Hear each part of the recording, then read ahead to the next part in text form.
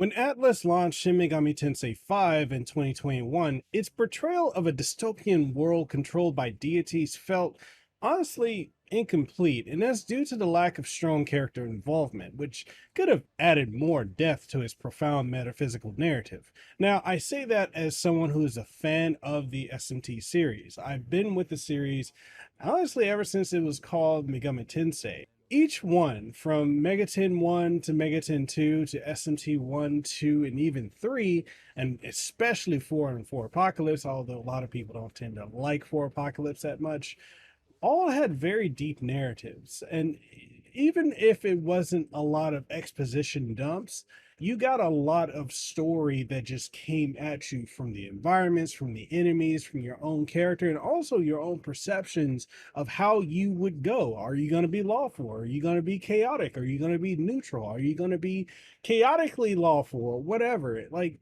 it really tested you and really encouraged you to play the game and really figure out how you would view yourself doing certain things in said scenarios. And 5 just felt like it didn't hit on all the narrative tones that the series is known for. And I think a lot of people that disliked it were honestly people who came in from Persona 5 and Persona 4 and 3 and expected that same type of, cheeriness to it. And narrative handholding that they just did not get with this game. So it had a lot of hurdles to overcome. Now, the latest installment, Shin Megami Tensei V Vengeance, serves as both a definitive edition and an expansion, which is similar to SMT 4 Apocalypse, and stands out as one of the best RPGs that I've honestly experienced in a long time. I admire how SMT 5 subverts typical moral dichotomies. Vengeance delves deeper, focusing less on choosing sides between Lucifer, Yahweh, or personal ambition, and more on a broader discourse on faith and spirituality. This installment enriches the plot with nuanced debates on knowledge and freedom, reminiscent of apocryphal texts from major religions. Yet the original game's profound themes are mostly theoretical, failing to practically demonstrate these concepts. The characters, though slightly more complex than what we saw in SMT 4 Apocalypse, still lack substantial development and honestly mainly serve to progress the storyline.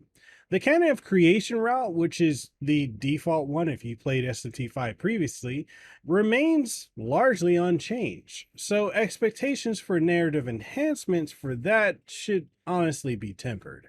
Shin Megami Tensei V Vengeance offers an opportunity to address some other lingering issues from the 2021 release. It introduces a new narrative path and numerous global enhancements that enrich the overall experience, regardless of the chosen route. At the game's outset, players decide between the original Canon of Creation and the new Canon of Vengeance, with clear prompts ensuring informed choices.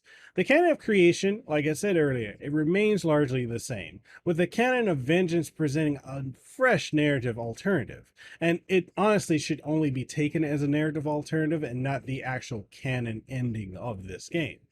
I'll discuss a number of the new game enhancements that are applicable to both routes. The game introduces several improvements, noticeable early on. Players can now save anywhere, not just at ley lines, and encounter new demons, quests, and mechanics. Among the notable global updates is the Magasuhi rails, which provide shortcuts within the dot zones, easing navigation and reducing backtracking. Another new feature, which is the Demon Hunt, allows interaction with demons at any ley line, enhancing their stats through gifts and conversation. However, frequent notifications from demons can become distracting and tedious, and somewhat marring the overall experience. The system, while potentially beneficial for stat enhancement, feels a bit more cumbersome than engaging. Now, there are new quests that are abound in both routes, offering diverse challenges from boss fights to collection tasks. Some quests let players control a demon temporarily, but these linear missions offer little player engagement. Additional minor features include a sky view for better navigation, a virtual trainer for boss rush challenges, and modified demon negotiations. New combination attacks with specific demon groups are introduced, though they were seldomly used in my 100 plus hours of gameplay. Most mechanical enhancements are welcome, particularly the numerous boss encounters and new high level challenges that test player strategy and team configuration. Nonetheless, some potential improvements remain unaddressed in this version. The Temple of Eternity in the final area, along with the overly accessible elements, block items that can unbalance boss fights. And there are areas, additionally, where further refinement would have been beneficial. Turning to the Canon of Vengeance route, it offers an alternative rather than a complete overhaul of the original game. Now, this route features slight modifications to two of the four zones and introduces one new zone and dungeon, maintaining a similar gameplay flow. Here, the narrative focuses more on character development, and honestly, every key figure gets more depth, particularly Yakumo, who gains significant narrative integration. The Bethel Egyptian questline with Konshu and Miyazu is more tightly woven into the main story, offering a different progression than in the original route. Yoko, a new character in Canon of Vengeance, becomes a pivotal figure, enhancing and influencing the narrative alongside Tao. Their dynamic adds a new layer of moral contemplation, reminiscent along the lines of Shin Megami Tensei IV, contrasting with the more isolated character interactions in Canon of Creation. And while the new zone and dungeon offer fresh content, they function similarly to existing game elements, ensuring familiarity in gameplay. However, the narrative handling of world changing events and Yoko's philosophical motivations honestly could have been more compelling. Performance wise, I played this on my ROG Ally as well as my Lenovo Legion Go, and they offered the best handheld experience I've had.